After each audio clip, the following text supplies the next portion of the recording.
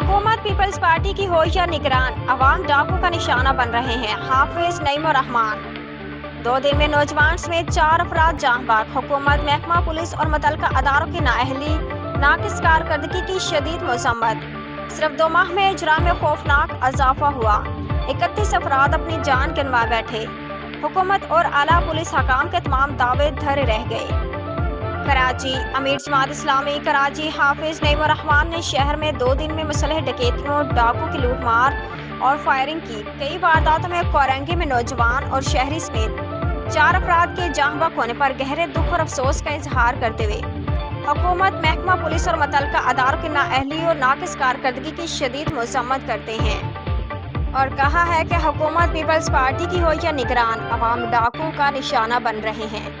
मुल्क के सबसे बड़े शहर, तजारती हब और इक्तिसादी शहर में बदअमनी, मुसल्लह डाकुओं को पुलिस की खुली छूट और जुराइम पेशा अनासर की सरपरस्ती ने संगीन सूरत हाल इख्तियार कर ली है।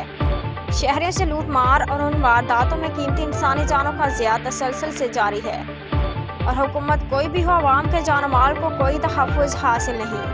CPLC के मुताबिक निगरान हुकूमत में रवां साल सिर्फ 2 माह में जुराइम में खौफनाक इजाफा हुआ।